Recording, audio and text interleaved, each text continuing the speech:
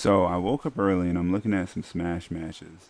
I see like literally like 14 hours ago a some Sumabato, which is like one of Japan's big uh tournaments that happens.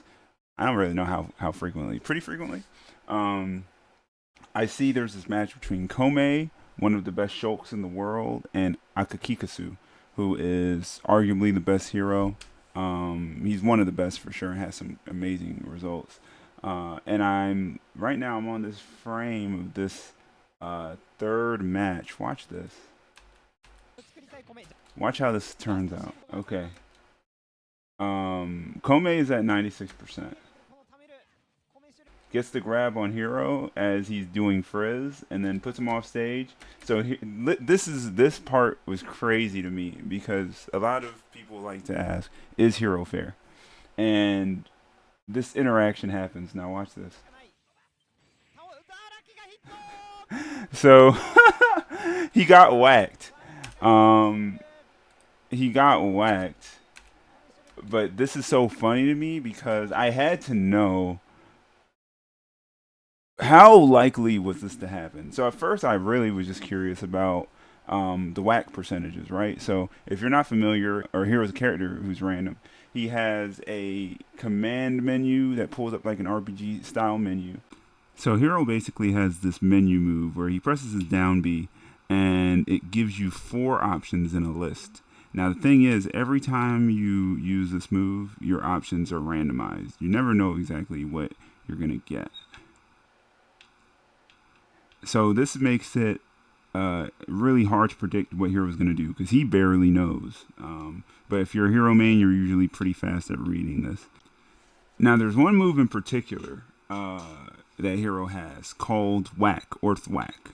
And this move in the Dragon Quest games basically has a percentage chance of instantly killing an enemy. Like that. Now, the thing about this move is there are some caveats to the way Smash handles this move.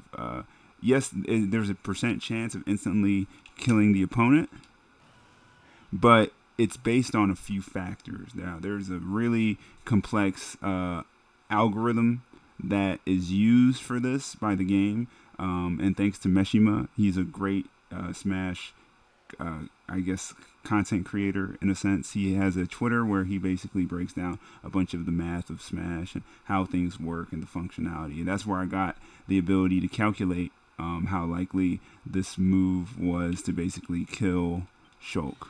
Pretty much, with Hero being at 68% and Shulk being at 96%,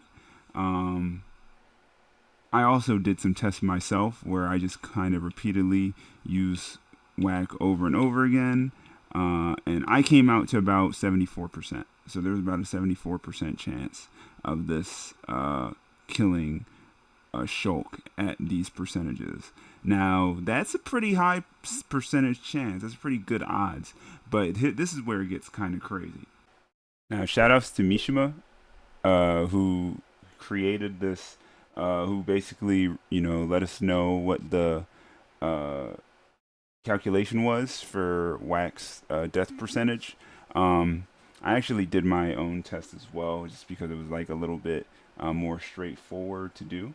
And then also this guy Chockrit, this dude's crazy. He pulled Heroes list 20,000 times to figure out the percentages of stuff. Now he didn't do this himself. He created a script and a mini controller to basically automate the process of pulling the menu list and reading it and logging the data. But that's just crazy. That's crazy. I'm not smart enough to do this stuff. So like I appreciate that there's people out here who do it. They have programming knowledge and things like that. But anyway, what I do have is a Smash knowledge. So here's the thing. It had to be Whack that he pulled because Whack, basically most of the moves that Hero pulls out of his menu come out in 6 frames, including Whack. Whack comes out in 6 frames. So you basically pull up the menu, and to release that move, it takes 6 frames.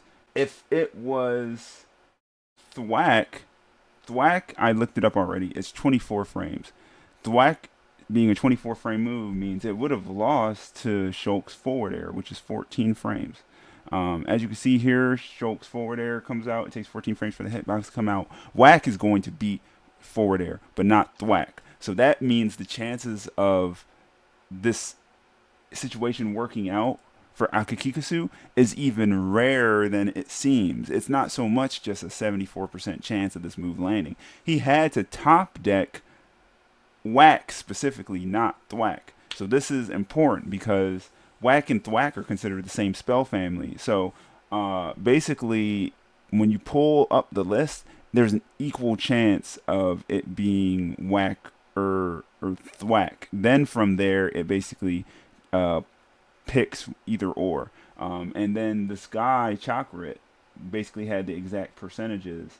Um, Whereas Whack has a slightly lesser chance of coming out than Thwack does. Whack being a 45% chance. So I actually did the math here, and pretty much for this situation have worked out the way it did.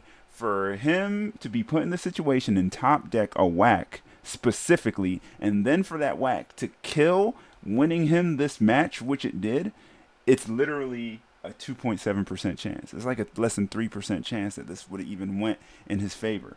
What happens is he gets like the perfect combination of factors so things work out in his favor. The dice rolls in his favor.